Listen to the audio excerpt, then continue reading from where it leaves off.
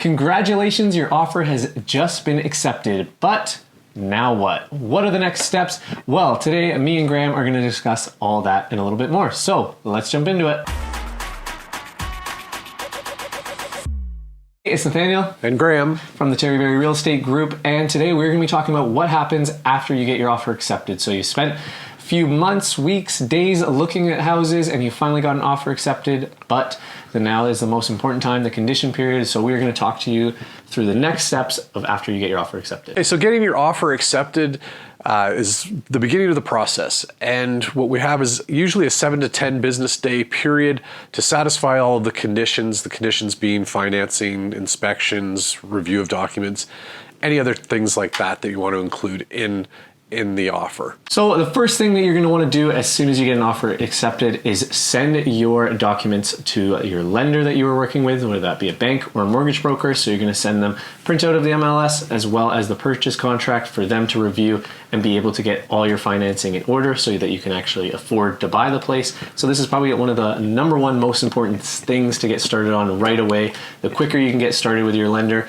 the quicker the whole process is, as the lending or the financing condition is usually the one that takes the most time. Number 2 on our list of conditions is home inspection, and the home inspection gives you an opportunity to have a qualified, certified home inspector come in and really be able to look at the home. They're going to look at the mechanical, the electrical, they're going to look at the envelope of the building to make sure that it's structurally sound, that there's no leaks, looking at the condition of the roof.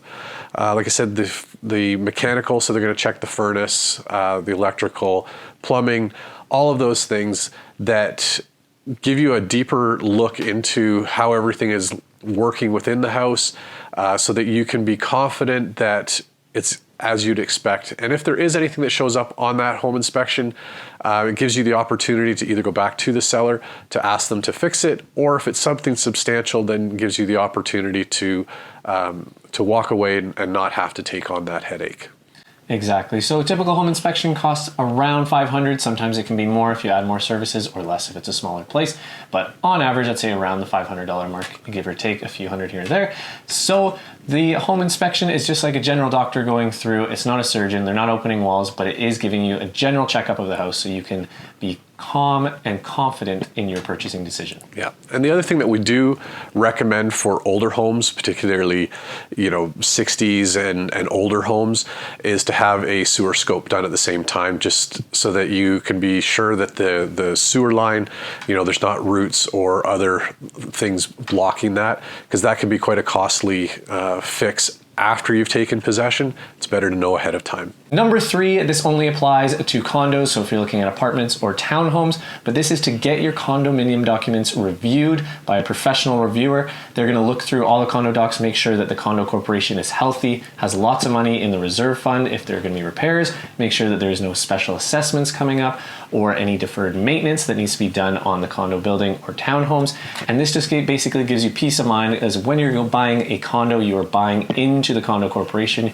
you're buying a portion of it, so you want to make sure that you are investing in a good condo corporation and they're not going to be asking for more money from you further down the line. And the 4th thing, this isn't always to be included. The financing and home inspection are always really important, but there may be other times where you need to add additional conditions. So if it's a wood foundation property, you'd want to get an engineering report done on that. If there's mold found during the regular home inspection, you may want to have air quality tests done, things like that. So there could be other additional conditions that you want to have satisfied prior to waiving all of your conditions and making it a firm sale.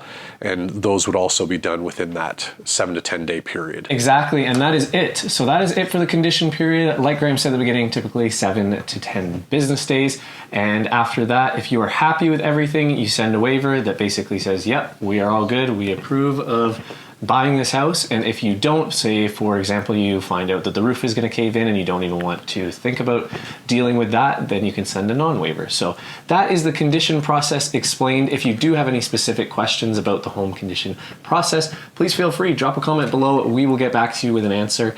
And make sure while you're here, like, comment, subscribe, stay up to date with everything happening in the Calgary real estate market. Thanks. See ya.